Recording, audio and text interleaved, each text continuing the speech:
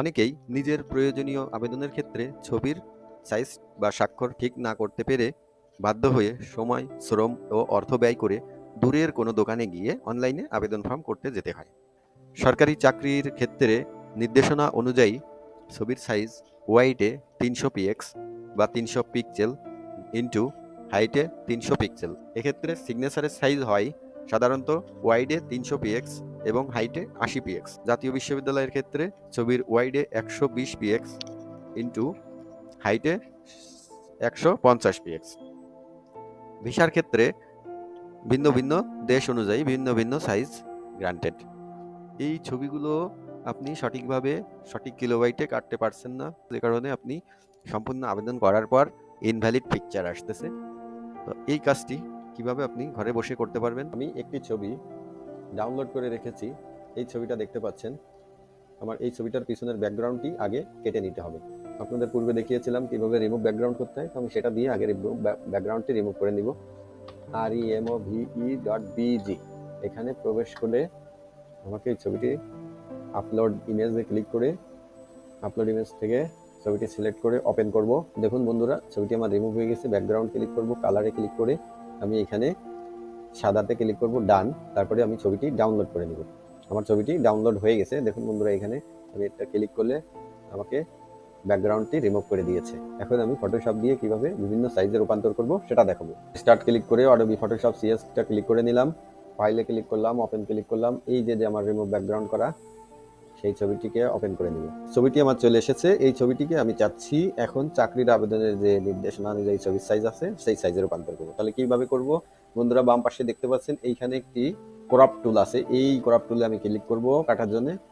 ওয়াইডে আসবো। আমি বলেছিলাম যে কেমন ছবির মাপ পাবে, তো সেটা নির্দেশনা অনুযায়ী থাকবে। করব ওয়াইডে লিখবো 300 অর্থাৎ 300 px পিক্সেল। হাইটে দিব 300 px।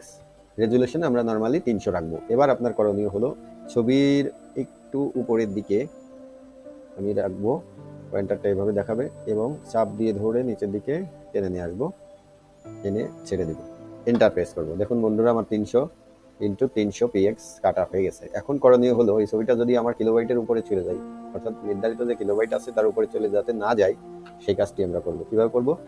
ফাইলে গিয়ে সেভ অ্যাজ।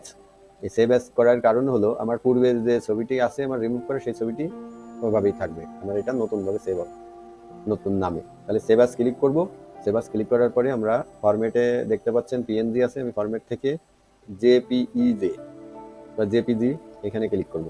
করার পরে আমরা যেহেতু এটা 300 বাই 300 লিখেছি, আমরা চাকরি সাইজটা আমরা লিখি job picture, JOB job size picture. এটা লিখে আমরা সেভ করব। প্রয়োজনে আমরা ডাউনলোডের মধ্যেও দিতে পারি বা অন্য জায়গায় দিতে পারি, ডাউনলোড, ডেস্কটপ, পিসি, যেখানে ইচ্ছা রাখতে পারেন। তো আমরা মনে করি যে ডাউনলোডের মধ্যেই রাখি। এই ডাউনলোড ক্লিক করে আমরা লিখেছি জব সাইজ পিকচার, সেভ দিব। এবং এইখানে একটু বন্ধুরা কাজ আছে। আপনারা দেখতে পাচ্ছেন স্মল ফাইল, লার্জ ফাইল। তার মানে আমার এটা যদি 100 কিলোবাইটের বেশি চলে যায় বা এরকম যেটা লেখা আছে, তো তার নিচে আমরা রাখার জন্য কি করব, বরাবরই একটু কমে রাখবো, 9 বা 10 এর মতো রাখবো।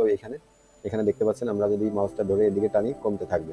তো আমরা ছবির রেজুলেশনও যাতে নষ্ট না হয় এবং ছবিটা ক্লিয়ার বোঝা যায়, তার জন্য আমরা মাই পারফেক্ট রাখতে পারি। রেখে ওকে করব। ওকে করলে আমার ছবিটি কিন্তু, দেখুন বন্ধুরা, আমার ছবিটি কিন্তু এখানে সেভ হয়ে গেছে। ফাইলে গিয়ে আবার ওপেন করব।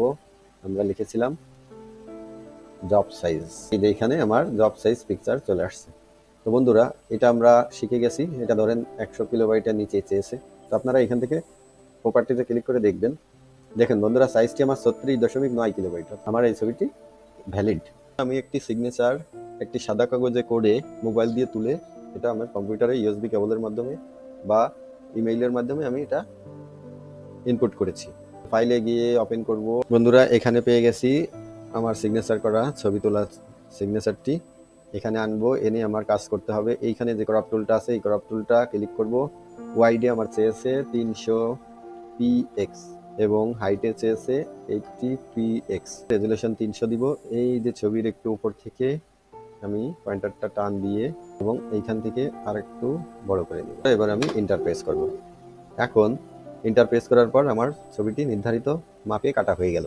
এখন যে কালো অংশটুকু আছে এটা কিভাবে কাটবো? হ্যাঁ বন্ধুরা, এটা কাটার একটি উপায় হলো এই যে এখানে দেখতেছেন, এটা ইরেজ টুল বলে। দেখেন আমি ইরেজ টুল ক্লিক করব, ক্লিক করে এই যে কালো অংশ, এই কালো অংশের উপর ক্লিক করে আমি এটাকে সাদা রূপ দিব, সাদা ক্লিক করে ওকে। সার্কেলটা এর উপর দিয়ে একটু প্রেস করবেন, করলে দেখেন আমার যতটুকু কালো অংশ আমার কেটে যাবে। ফাইলে গিয়ে সেভ অ্যাজ ক্লিক করব, সেভ অ্যাজ ক্লিক করে আমি এটা লিখবো সিগনেচার সেভ। এটাও আমি একটু কমিয়ে দেবো, তার মানে আমার এখানে কোয়ালিটি ভালো আছে, ম্যাক্সিমাম আছে, আমি মিডিয়াম করে দিই